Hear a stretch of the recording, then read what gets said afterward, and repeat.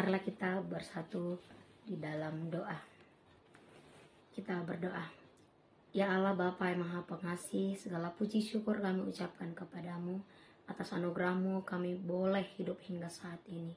Terima kasih Tuhan, karena kasih setiamu dan belas kasih-Mu, kami boleh melanjutkan kehidupan kami. Terpuji termulialah Engkau Bapa. Hari ini juga kiranya Tuhan juga membimbing dan menuntun kami melalui renungan ini Tuhan. Kami serahkan hidup kami ke dalam tangan-Mu. Kiranya Roh Kudus-Mu membimbing kami senantiasa menjalani hari-hari kami, agar kami memperoleh kekuatan untuk hidup seturut dengan kehendak-Mu. Berfirmanlah Tuhan, karena kami sudah siap untuk mendengarkannya. Amin. Selamat pagi untuk kita seluruhnya jemaat Tuhan yang terkasih. Yang menjadi nas firman Tuhan hari ini diambil dari kitab Yesaya pasal 45 ayat 5. Beginilah dikatakan, Akulah Tuhan dan tidak ada yang lain, kecuali Aku tidak ada Allah. Aku telah mempersenjatai engkau, sekalipun engkau tidak mengenal Aku. Au do Jehovah jaladang adung bede bataduk koni au.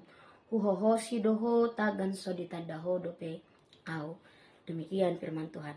Bapak Ibu Saudari yang terkasih di dalam nama Tuhan Yesus Kristus, bila kita membaca nas firman Tuhan pagi hari ini, mungkin terkesan dengan begitu egois.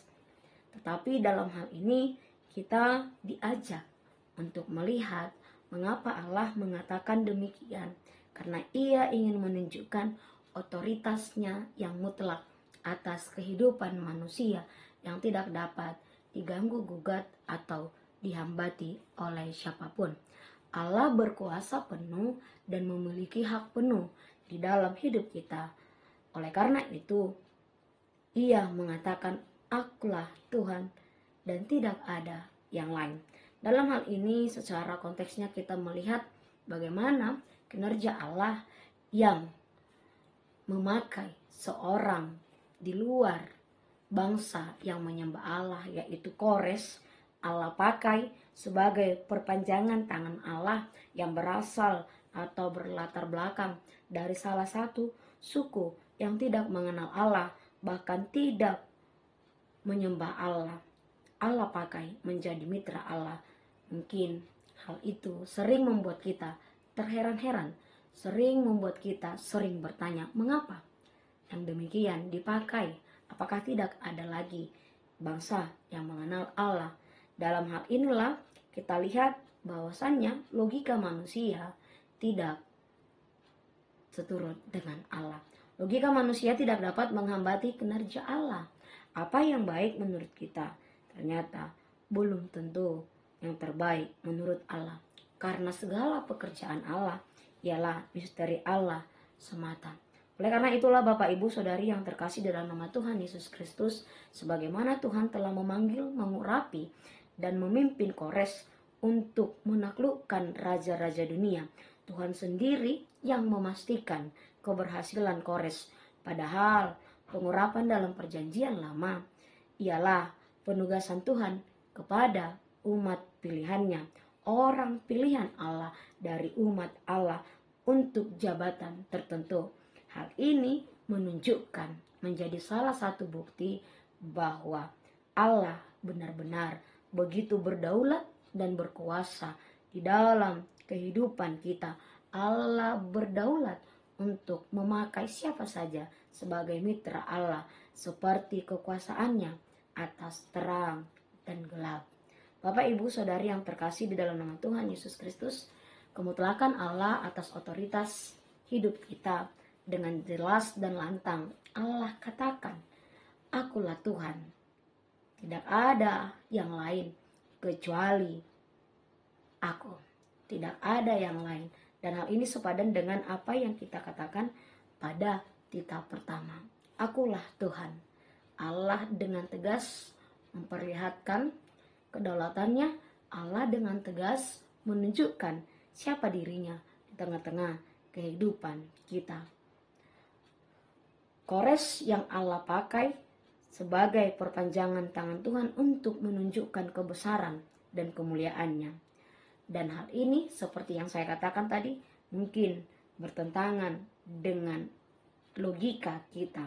Tetapi Allah sanggup melakukannya. Jika kita lihat apa yang Tuhan nyatakan pada hari ini, maka marilah kita belajar bahwa Tuhan bisa menggunakan siapa saja untuk melakukan kehendaknya, sekalipun ia bukan orang yang seiman dengan kita, bahkan musuh kita, untuk menyatakan kehendaknya. Saudari yang terkasih, dalam nama Tuhan Yesus Kristus, sesungguhnya Allah juga mengatakan kepada kita, aku telah mempersenjatai engkau sekalipun engkau tidak mengenal aku. Oleh karena itu, begitu Allah menunjukkan kedaulatannya di dalam hidup kita, tugas kita hanya datang kepada Allah yang telah mempersenjatai kita.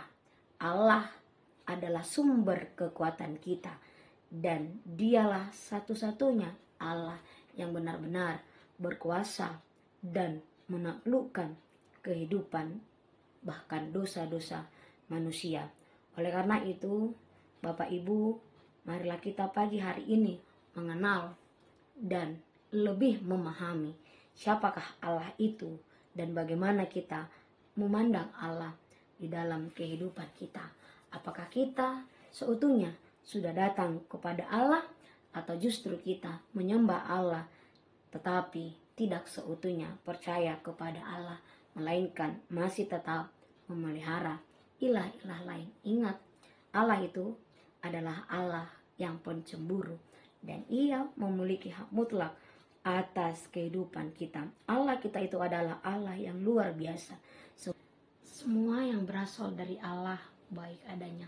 Karena itu marilah kita datang kepada Allah dengan penuh kerendahan hati dan tetap berserah diri kepada Allah, karena dialah yang memiliki otoritas penuh atas kehidupan kita. Sembahlah Allah dengan hati yang tulus dan percayalah hanya kepada Allah satu-satunya. Amin. Selamat pagi, Tuhan Yesus memberkati kita sekalian. Shalom. Kasih karunia dari Tuhan Yesus Kristus serta kasih setia Allah Bapa dan persekutuan Roh Kudus memberkati dan menyertai kamu sekalian hari ini, esok, dan sampai selama-lamanya. Amin.